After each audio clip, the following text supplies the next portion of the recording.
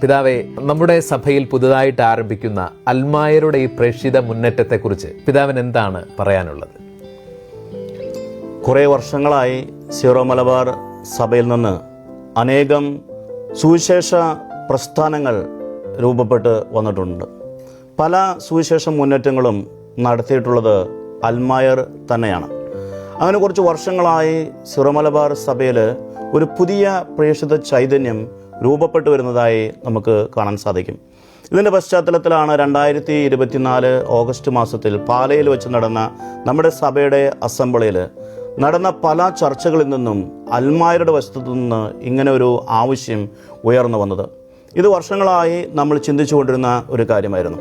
പിന്നീട് നടന്ന സിനഡിൽ ഇതിനെക്കുറിച്ച് ചർച്ച ചെയ്യുകയും അൽമായർക്ക് വേണ്ടി ഇങ്ങനെ ഒരു അൽമായ സുവിശേഷ പ്രേക്ഷിത മുന്നേറ്റം ആരംഭിക്കണമെന്ന് ചിന്തിക്കുകയും ചെയ്തത്. പല അൽമായരും സുവിശേഷ പ്രഘോഷണ രംഗത്ത് ഉണ്ട്. എന്നാൽ ചിലപ്പോഴൊക്കെ ഇവർ സുവിശേഷ പ്രഘോഷണം നടത്തുന്ന സമയത്ത് മറ്റുള്ളവർ ചോദിക്കാൻ സാധ്യതയുണ്ട്, ആരാണ് നിങ്ങളെ അയച്ചത്? ആരാണ് നിങ്ങൾക്ക് അനുവാദം തന്നത്? നിങ്ങളെ ആരാണ് ഈ കാര്യത്തിന് വേണ്ടി നിയോഗിച്ചതെന്ന്. അങ്ങനെ വരുമ്പോൾ ഇവരുടെ ശുശ്രൂഷയ്ക്ക് തടസ്സങ്ങൾ ഉണ്ടാകാറുണ്ട്. പിന്നെ പലപ്പോഴും ഇവർക്ക് ശുശ്രൂഷ ചെയ്യാൻ സ്ഥലങ്ങളില്ലാതെ ബുദ്ധിമുട്ടാറുണ്ട്.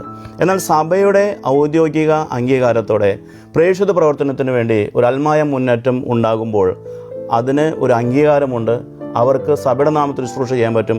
അതുപോലെ സഭയ്ക്ക് ഈ ശുശ്രൂഷ മേഖലകൾ തുറന്നു കൊടുക്കാനും സാധിക്കും.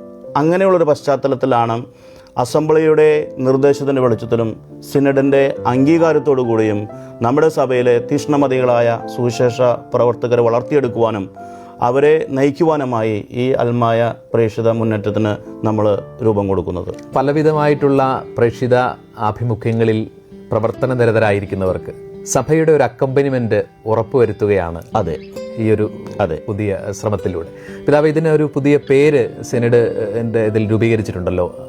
അതെ, യോഹന്നാൻ്റെ സുവിശേഷം 1-ാം അധ്യായം 4-5 വചനങ്ങളിൽ നിന്ന് പ്രചോദനം ഉൾക്കൊണ്ടുകൊണ്ട് ജീവൻ ജ്യോതി എന്ന പേരാണ് ഈ പ്രേക്ഷിത മുന്നേറ്റത്തിന് കൊടുത്തിരിക്കുന്നത്. ഈ സുവിശേഷ ഭാഗത്ത് നാം വായിക്കുന്നത്, അവനിൽ ജീവൻ ഉണ്ടായിരുന്നു, ആ ജീവൻ അവരുടെ വെളിച്ചമായിരുന്നു, ആ വെളിച്ചം അന്ധകാരത്തിൽ പ്രകാശിച്ചു, അതിനെ കീഴടക്കാൻ ഇരുട്ടിന് സാധിച്ചില്ല. അപ്പോൾ ഈശോയിലുണ്ടായിരുന്ന ജീവൻ്റെ വെളിച്ചം മറ്റുള്ളവർക്ക് പകർന്നു കൊടുക്കുക. ഈശോ തന്നെ നമ്മോട് പറഞ്ഞിട്ടുണ്ട്, നിങ്ങൾ ലോകത്തിൻ്റെ പ്രകാശമാണ് എന്ന്. ആ കാഴ്ചപ്പാടിലൂടെയാണ് ജീവൻ ജ്യോതി എന്ന ഒരു പേര് ഈ പ്രേക്ഷിത മുന്നേറ്റത്തിന് നൽകപ്പെട്ടിരിക്കുന്നത്.